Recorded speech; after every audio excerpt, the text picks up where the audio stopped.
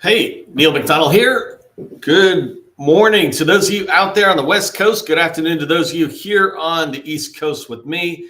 I'm excited to get started. This is one of my favorite topics to talk on.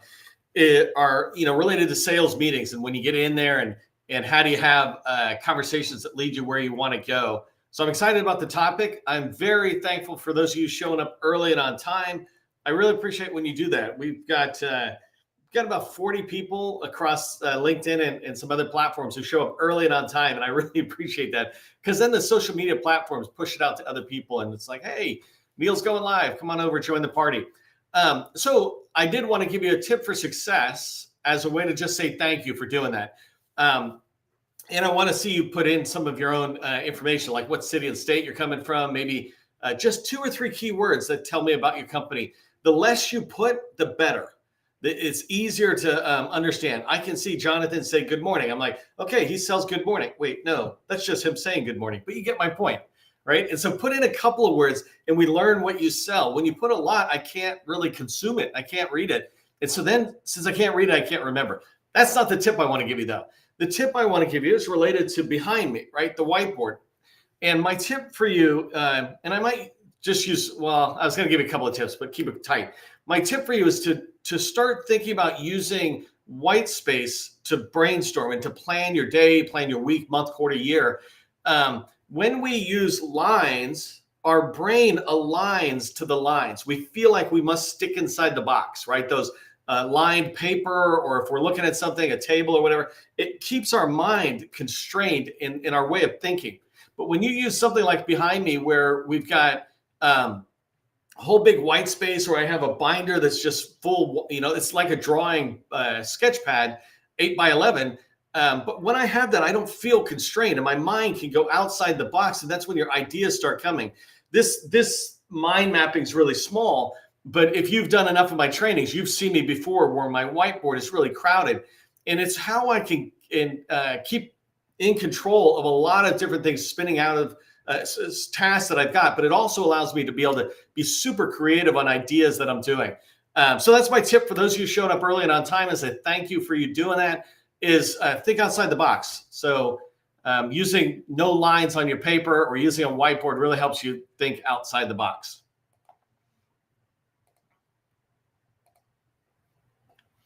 Okay, let's get rocking and rolling with something. Again, this is one of my favorite topics, is to dive into really, how do I have successful meetings? How do I have successful sales calls? And every single one of us is a salesperson in the federal government, in the federal market, even the people who are doing the work, right? They have meetings, and there's ways we can teach them to ask questions. But certainly for the rest of us who are not billable, we're salespeople. Whether we have the title or not, we certainly have the job. Our job is to kind of grow the company. And so today's training is really designed for those of you who are able to land the meetings, right? I got lots of other trainings about how to land the meeting and how to get a meeting with a federal buyer. But this is about people who can land the meeting, and you want to turn that meeting into a successful meeting. I describe the difference between a successful meeting and a great meeting in this way. A great meeting is one where everybody loved everybody, and it's like, oh my God, that was so fun. It was good. We all got along. And a successful meeting is one that moves the sale forward. It moves the relationship forward, the sale forward. If it doesn't do that, if your meeting does not do that, it wasn't successful. Doesn't mean it's the end of the world, but it sure wasn't successful. And the only reason you have meetings is to make them successful, right? And you can still have all that fun, but you're driving it forward. And I think on Monday, the 5th of May, I did training about, how do you do that? So you can go back and look at that. But I wanted to drive down, especially as it relates to today's training, into this idea that sales success is not charisma or talent, right? And talent, the way I look at talent, it's something you're born with, right? Talent is just, they're a much more talented painter. It's like, all right, fine.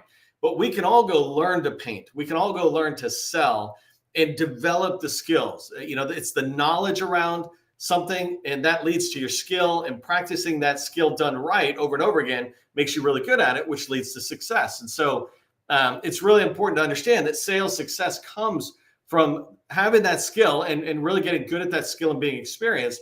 And then preparedness, right? Preparedness is part of that skill. And that's what I'm going to be diving into today, is the side of preparedness. How do you prepare?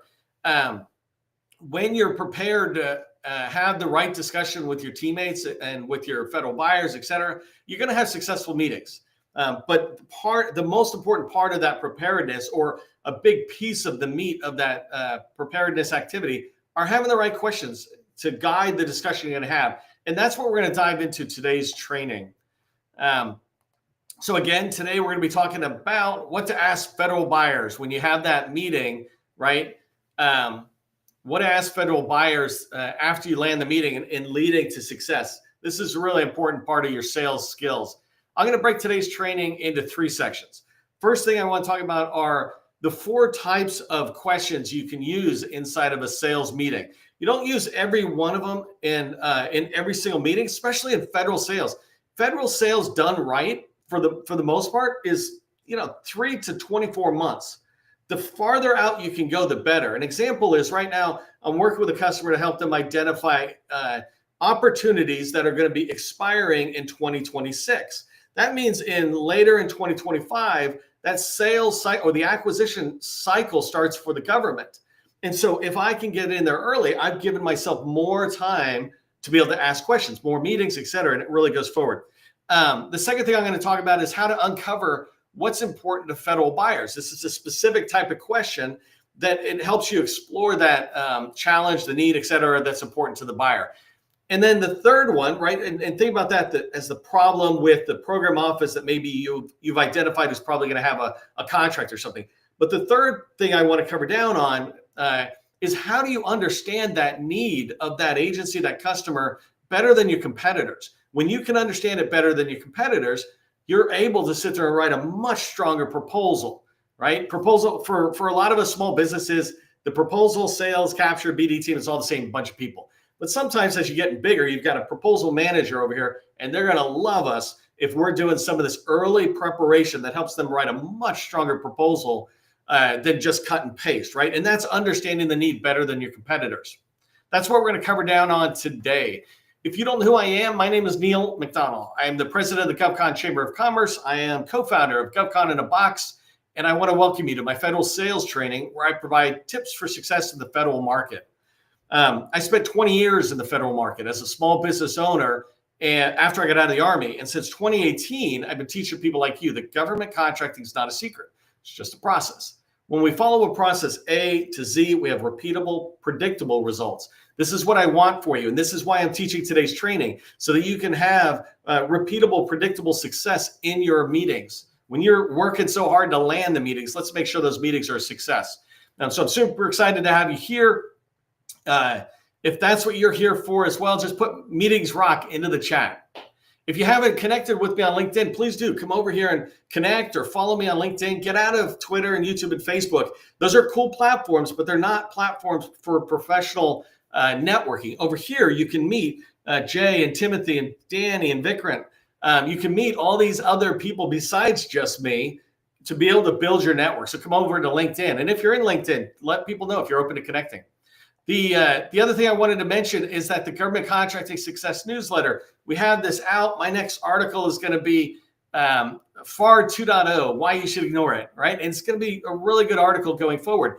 But the whole purpose of my newsletter, and it's the largest government contracting newsletter on LinkedIn by far. It now is growing faster than DoD and SBA's newsletters and other people. And the reason is because I really make a point of not putting fluff in there and really putting tactical tips for you. So join that.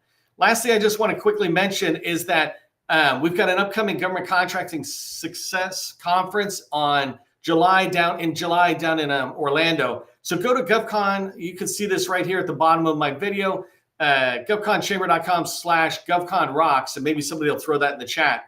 But if you go there, you can sign up for the wait list, and we'll let you know as things are coming out. We're really excited.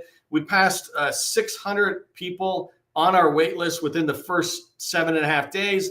And our plan is to be at 1,000 people on the wait list by the end of this week. So 2 weeks in, getting 1,000. That's the power of our network.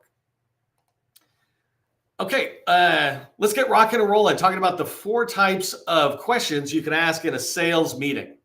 First off, if you're not familiar with this, I follow something called the spin selling sales methodology. It comes from a guy named Neil Rackman, and his book is called Spin Selling. And the idea behind it is really selling through questions. And the reason I liked this particular methodology, and I've been following this 20 plus years, the reason I liked it is because it aligned to the large scale solution selling I was doing. When you do transactional selling, like I'm selling you a car, a vacuum cleaner, something like that, it's transactional. I don't need a lot of stuff. But when you do solution selling, where you're having many meetings to uncover the need and discuss the possible solutions, there's a methodology to follow. And spin selling is the one I love because it leads with questions, and it really leads with first trying to understand. Stephen Covey calls it seek first to understand, then to be understood. Seek first to understand your customer's needs, et cetera, then have them understand your solution. Anyways, I'll dive more into that in the next couple of slides. I am curious if you follow a methodology right now, and don't feel like you have to bring it up. Like I live and breathe spin selling, right? That's how I know that I follow this methodology. I could teach the book solidly because I read it every year. I read his other books. I understand it. I'm curious, do you follow a methodology, or are you looking for a methodology? Put that in the chat. Hopefully you're looking for a methodology, and I can convince you that spin selling is a really good one to follow. So inside of spin selling, spin's an acronym that stands for situation, problem, implication, and need payoff. The idea behind this, remember I said it's a methodology of using questions as a way to uncover challenges and goals, et cetera, with your customer. But those 4 questions, they're kind of progressive. And I'll talk about that in a minute. They can go sequentially, right? Where you're asking situational, problem, implication, need, payoff, or you can bounce them around as you have conversations with your customer. So don't think that you only ask the first S questions and then the P and then the I. No, the idea is to bounce them all around.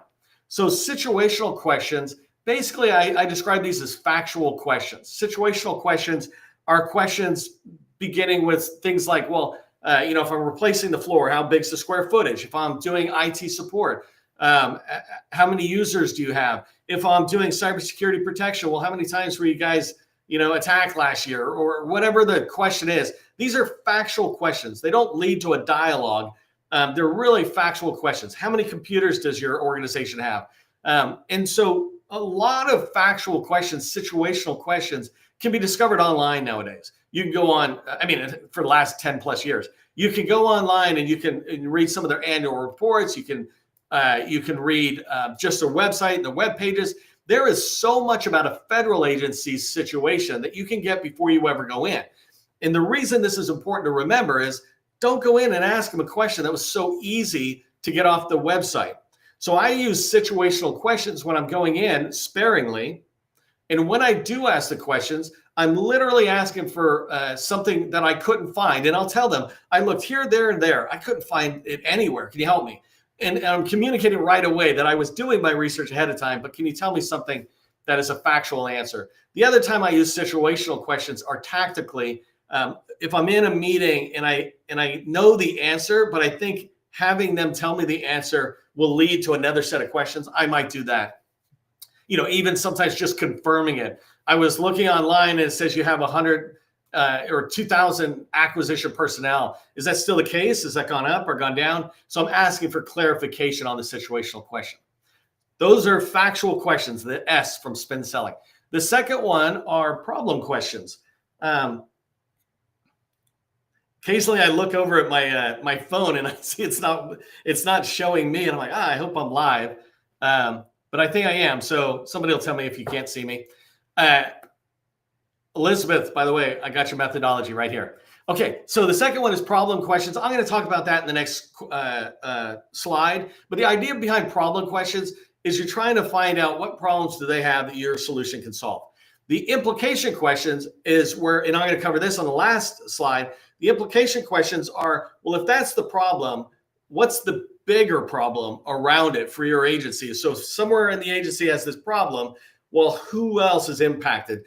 So that implication problem, that is the most powerful one that's out there in spin selling. And I'll talk to you about, I'll give you some ideas on how you can do that.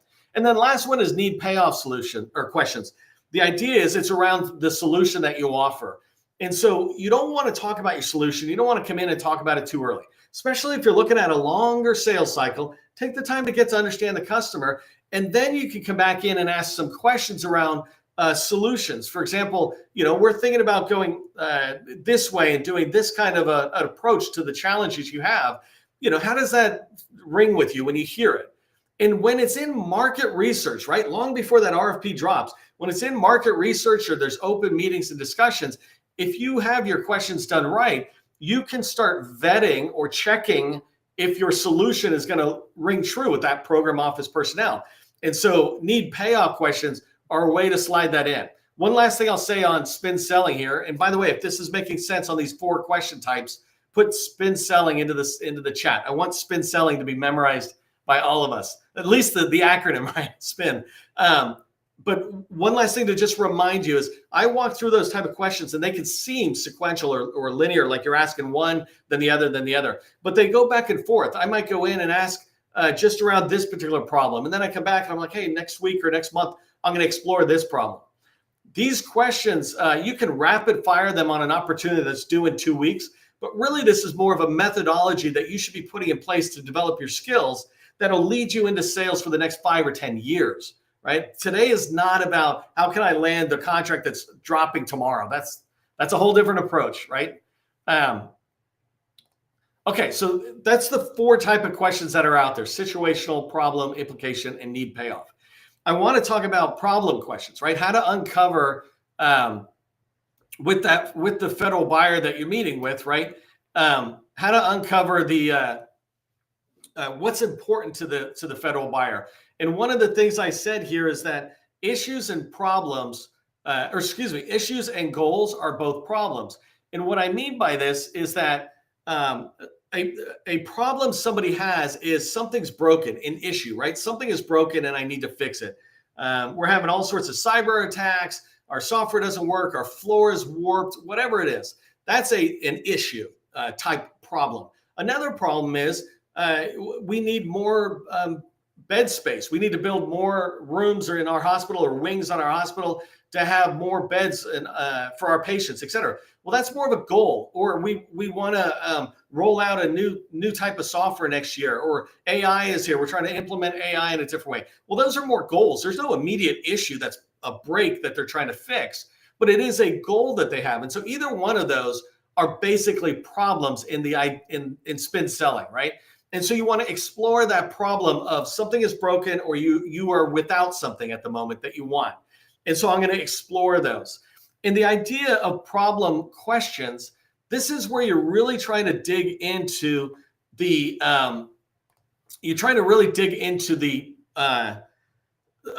challenges that they have and turn something that is implied into something that is explicit. So an example is, if I have servers kind of going, up and down, intermittent, well, it's an implied problem, right? There's this implied problem. It's funny. I'm so old that I'm about to date myself here. In the old days when I was working on servers and all these things, you would have an array of hard drives for a server taking care of an agency's network and data and stuff like that. Anyways, so I could have a hard drive crash and the other 4 hard drives would make up for it. And so that's an implied problem. It's like, yeah, we occasionally have it. Yeah, but what happens if 2 go down? If 2 go down, it shuts it down. They can't do it. And so what I need to do is to turn that implied problem of I need new hard drives or I need a whole new system, which is really what I was trying to sell them, right? All new servers. Maybe you should come to the cloud. Whatever it is my solution or my offering, right? I need to turn that implied problem into an explicit need, or that implied need into an explicit need, a need where they know they have the problem. In other ways of looking at this, sometimes people call it problem aware. If the customer is not really aware of that problem and seeing it as big of a deal as it should be, then that's where we need to stay until they do. There's no point in making them solution aware. What you sell, right? That's your solution or your offering. There's no point in doing that until we've got them problem aware, and problem questions help them go from, I kind of have that need, implied needs, to an explicit need. Oh my God, I need to solve it today. So one of the suggestions I have here, the third bullet, is in order to write really good problem questions, you need to be aware of what your core offering, what your company sells, what problems are they solving, right? What's the challenges or the goals that a customer might have that you solve? When you know that, you don't tell them about your solution. You start asking about problems that the only possible solution is yours, right? And there might be 10,000 of us who do IT and we could all have the solution, but that's not the point, right? The point is before you start doing the way you lead your customer to not really problem aware, to becoming problem aware, to then remember the needs payoff, to being solution aware, and start talking about that. It starts though with a clear understanding on your part of what do we sell? How does that help our customer? And I don't mean to go crazy on value propositions and all this type of thing, but just think about it, right? I'm about to do AI solutions on this temporary company I have called Nancy Co. And you can go watch videos on it. And I was just thinking today, I'm like, how do I take it to the next level? And so it's AI. And what I'm trying to identify is what problems do I want to solve with AI? I don't want to solve everything. I want to solve the most fundamental business problems. And so for me, it'll probably be spreadsheets and hey, AI can make it so much better, right? And I'm not here to debate AI with you. But my point is then I would ask a lot of problem questions around spreadsheets. So I know what my solution does and I know where the problem is. I can do that. But it begins with knowing what I can solve. I put a sample here of some problem questions I might ask. Sign language interpreting. You'll see in a minute, Graham is one of our sponsors of these lives. So I'm using them today. And they sell sign language interpreting services or deaf communication access. Basically, human interpreters who can help between deaf and hearing people communicate. And so that interpreter sits in there, but I can't come in and just say, hey, I got interpreters. You need some. What I want to do is to figure out how can I get in there as a preferred provider, or how can they, right? And how can they have questions beyond just, do you have any needs for interpreting? I want to explore that. I want to take them from any unstated or implied needs to explicit. So I put 3 questions down as an example. Let me just minimize myself a little bit. So one question is, what are your thoughts on certified or not? Right? And what I mean by this and what Graham would explore is there's only 10,000 certified interpreters, but there's like 50,000, 53,000 actual interpreters. And sometimes those people who are not certified are just as good or better than the certified. Certified just means you went and got the certification. And any of us who are certified in anything understand this. Just because you're a PMP project manager doesn't make you better than a non-PMP. Just means you're certified. That's the only thing. And it means you've been tested against a certain body of it. But the problem is in ASL, sign language, certification is limiting, but if you allow me to bring people in. So I'm trying to uncover that so I can discuss it with them long before they write the requirements that says you must have only certified people. Like, oh man, you're killing me. I just lost 80% of the market. Second question I have here is how much administrative effort goes into requesting an interpreter? The reason I'm asking this is I'm trying to get them to understand that they're spending a lot of time. It costs them a lot more than my price for an interpreter to just request the interpreter. And when I can get them to do that, when I write my proposal, it's going to address a problem I just helped them uncover, which is how can you get the request to us and back faster and cheaper, right? And then the third question I have here is how have you struggled to find interpreters with clearances or technical vocabulary? For think NIH or NASA. If you have an interpreter go in, those conversations are not like you and me talking about business development. Those are like talking about space and satellites and all, low Earth orbit and whatever, right? Pretty soon I start losing myself on my example. And so I want them to talk about, yeah, that is sometimes a challenge. We got people coming into a top secret environment, and that's difficult, especially if they move around. So these are examples of problem questions. I'm starting to get them to think about that problem and move it from implied to explicit. Here's a quick sample framework that I have for you, and you can start with this and buy the book, by the way. If you don't have a methodology, buy Spin Selling and start using it. It's got a companion workbook, and I don't have a referral code, so just send me $20 every time you buy it. Maybe I'll make money that. No, I'm just kidding. Just buy it and use it, and you'll have a lot of success. I guarantee you it will transform your meetings when you follow a methodology like that. So my sample framework is, how do you currently handle blah, right? Come up with that. If you do nothing else but have 10 questions like that, you'll be far better off than you were the last time you went into a meeting. And by the way, and you'll get better every single time you do that like that. I did really quickly want to thank the 4 sponsors of our lives today. We do lives every single day, well, except for when I take some time off. But these sponsors, I really appreciate them helping us out. So Graham Inc., They do staffing, staff augmentation, recruiting, and they also do, like I just mentioned, American Sign Language interpreting services. And then KZO Consulting, they do fractional finance and contract subject matter expertise areas. So talk to them, especially on anything related to the financial side of the contracts you're trying to win or have won. Steel Toe does cybersecurity and CMMC services. And so especially if you're looking at DoD, talk to them about how you can plan for CMMC going forward.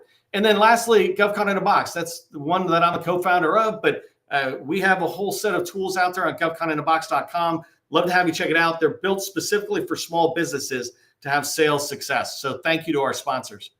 Okay, so I'm running out of time, and I just want to jump here to the last slide. So this last slide, by the way, if you understood what I was saying, if I was hitting the mark with my training on the problem questions, put problem questions, that statement, into the chat. Let me know you're tracking on that. And as you do that, I'm going to talk about how to understand your customers' needs far better than your competitors. You need to understand it better than your competitors. Otherwise, you basically are going to write the same proposal. Imagine if you both used AI to write the proposal, right? Not that we should or should not. I'm not here to debate that. But imagine if you also had information that they did not.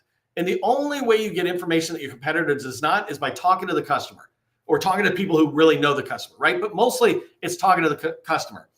And so in here, one of the things, and I'm going to talk about, I think I have it here, is the spin selling. It's implication questions, right? A problem that one office has doesn't just impact that group. Yes, we have the problem, and me and my team are trying to solve it. But who else is impacted by that problem? Other offices within the agency, other stakeholders. So think the VA as an example. Maybe the maintenance or the facility section has the problem because of elevators, which I'll use in a second. But then other offices who work with them, and then the veterans who come to get healthcare in that hospital, they're all impacted. And so you need to think broadly beyond the person with the problem in the office with the problem. Who else has that problem?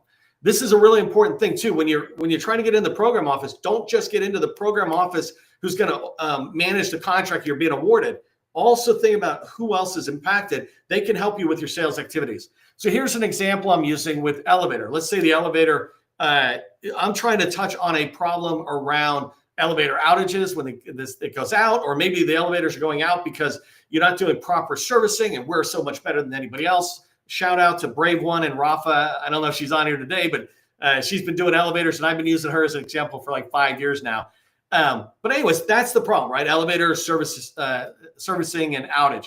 And so I'm going to go in there and talk to them about the impact. And I didn't write the questions because it was just too many words. But we're going to talk about the impact of employees going floor to floor. So if that elevator goes out, I understand it. We need to fix it. People are but who's yelling at you, Bob? Right? Who's telling you that this is a problem? Man, I've got a bum leg. I got to go up to a meeting and I can't get there. Or because I can't go up the elevator really fast, I have to go down to the stairs and come up and come across. Or I carry a lot of stuff and I got to go there. Imagine people, facility people are logistics, shipping, moving stuff from one place to the other within a hospital, right? Those are all the offices that are being impacted by this. But also in the VA, if I stick to the hospital example, imagine the impact of the healthcare services to veterans who are in there, right? I need to take somebody to go get them to get x-rays, and that's on a different floor. How do I do that? I need to move patients up from the emergency room to the other area. Not that I'm an expert on hospitals, but you get my point, right? Who else is being impacted? So I want to ask questions around that. That is the power of implication questions, and that is what puts you beyond your competitors. Don't just know the problem really well. Make sure you also know who's impacted by that problem, right? Those are implication questions. Okay, so I'm just running out of time. Let me wrap up pretty quick with 3 reminders for you. Here's what I want you to remember out of my training today related to spin selling, right? And this methodology. First thing is always prepare 7 to 10 questions. I talked on Monday, I think, about a call plan. And so in that call plan, I say have 7 to 10 questions. Make sure you have 7 to 10 spin type questions for your meetings. The second thing is take those questions and make sure they're aligned to your offering.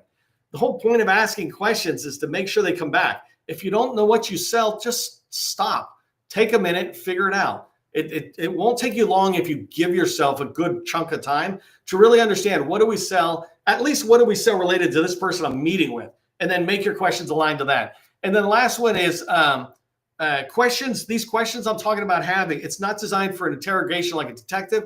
They're designed to guide the conversation. Hopefully this made sense. If it did, put Spin Selling Rocks in the chat on your way out of here. Remember to register at govconchamber.com/govconrocks, all one word, lowercase, to hear about our conference coming up.